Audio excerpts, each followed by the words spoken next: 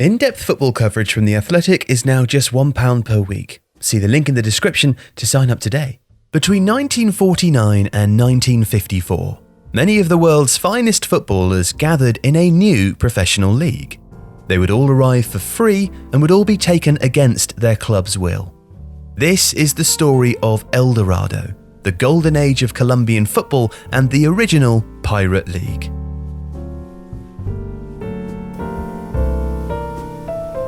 Originally, Colombia's clubs were divided into regional and amateur competitions. But that changed in 1948 with the creation of Dimaya, the country's first national professional division. It was a breakaway league comprising 10 clubs, all from major cities, each of whom agreed to pay 1,000 pesetas to join and ultimately begin a new centralized era. Now, inevitably, it was controversial. Dimaya's beginnings were blighted by conflict, both with the amateur clubs and competitions that it had left behind, and with Football, the still amateur governing body, who were concerned by how revenues would be shared and how its place in the national hierarchy was being threatened. In fact, by August 1948, before a ball had even been kicked, relations had deteriorated to such an extent that Football successfully petitioned FIFA to suspend Dimaya from international competition, officially de-affiliating them.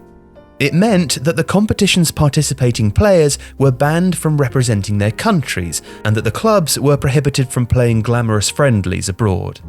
An inadvertent consequence, however, was that those same clubs were no longer bound by any FIFA statutes, meaning that, crucially, they no longer had to respect the rules of the transfer market. De-affiliation was meant as a punishment, but it would actually prove a tremendous advantage. It became a loophole that allowed Colombia's new professional clubs to plunder the rest of the world, a process that began with an outbreak of militancy further south. In November 1948, a union of Argentinian players who had been pursuing greater contract freedoms followed through on their threat to strike, bringing football in Argentina to a halt and leaving some very high-profile players kicking their heels. And for the clubs of Dimaya, it presented a unique opportunity. Millonarios, a charter member whose president had founded the competition, used the opportunity to sign one of the world's best players, Hurricane's star inside forward Adolfo Pedernera. And they were able to do so specifically because they had been blacklisted by FIFA. As members of a de-affiliated competition, Millonarios weren't obliged to negotiate with anyone other than the player.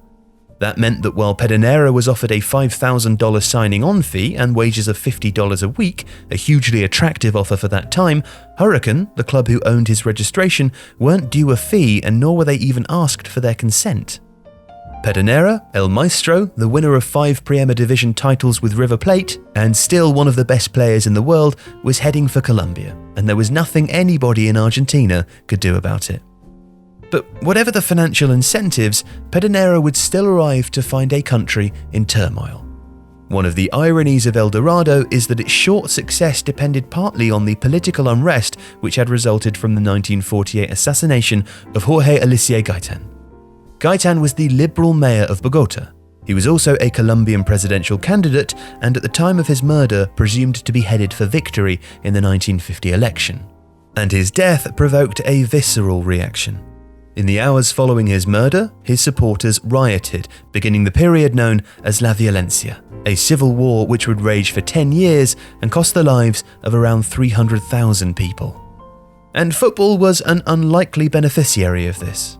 As quoted in an article written for The Blizzard by Carl Warsick, the historian Guillermo Ruiz Bonilla argued that the assassination was essential to professional football's initial success in Colombia. It was, he reasoned, the only thing that the government could think of to control and calm the population after the death of Gaitan. So, the new National League had support in the government, and it even had the backing of President Mariano Ospina Perez. In addition to which, though, it was also nourished and developed by pockets of commercial and individual wealth, and by an economy which, largely thanks to the sustained performance of its coffee industry throughout the 20th century, remained prosperous throughout the late 1940s and early 1950s. The clubs themselves were able to offer enormous, enticing contracts, and without the inconvenience of paying transfer fees, they could attract almost whomever they desired. Since the government were keen for distraction, they were also only too happy to ease foreign players into the country with visas and citizenships, and even to contribute to the competition's prize fund. And as you can imagine, the talent level rose exponentially. Millonarios would sign Alfredo Di Stefano from River Plate, as well as midfielder Nestor Rossi and goalkeeper Julio Cosi. Atletico Junior poached Helenio de Freitas as well as 5 Hungarians. Cúcuta Deportivo even recruited an entire team of Uruguayans, while elsewhere, Deportes Caldas signed a Lithuanian goalkeeper, and at one point the entire Peruvian national team actually played in Colombia. In The Ball is Round, his history of football, David Goldblatt estimates that there were 109 footballers of the highest caliber in Colombian football by 1950. And that includes arrivals from Britain. Millonarios signed players from Hearts and Everton, while Independiente Santa Fe would cast their net as far as the English Potteries, signing Neil Franklin and George Mountford from Stoke City. A rumoured move for Stanley Matthews never materialised, but the club did prize Charlie Mitten away from Matt Busby and Manchester United. Mitten was rumoured to be earning £10 a week at Old Trafford, but made 10 times that amount in South America. Until as late as 1953, English players, still operating under a maximum wage, were limited to earning £15 per week. In Colombia, Franklin, Mountford and Mitten were each paid in the region of £5,000 per year, roughly the equivalent of £175,000 today. But not that it was a paradise. Players who joined were banned from representing their country, and all the while, with players like Di Stefano setting the pitches ablaze, Colombia itself continued to burn. La Violencia was a conflict between liberal and conservative paramilitary forces, characterized by land grabs and guerrilla fighting. But a decade of hostility would ultimately displace more than 900,000 people, injure more than 800,000, and take the lives of over 250,000. Unsurprisingly, all 3 British players had returned to England within a year, with El Dorado as a concept on borrowed time. Even the nature of its existence had quickly made enemies, most vocally in Argentina, where the sporting press had been enraged by the snatching of Di Stefano, Rossi and Pedernera. And FIFA would respond by excommunicating Colombia entirely. The official end would come in 1954, but it began in 1951 at a special congress in Peru, which followed years of negotiations.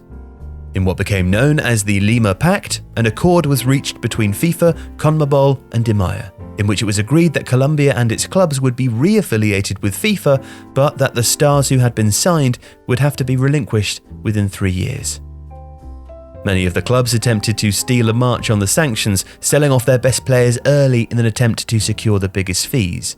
Di Stefano, for instance, would leave for Real Madrid and Immortality, and the rest of Di Maia's duels would soon follow, as the league itself receded back to modesty and compliance. The golden age was over. Colombian football would rise again in the 1980s, fueled by the wealth of cartels and narco-terrorists, but never again would international players migrate to the country in the same way. For just over 5 years, and for the last time in its history, Di Maia had been the centre of the world.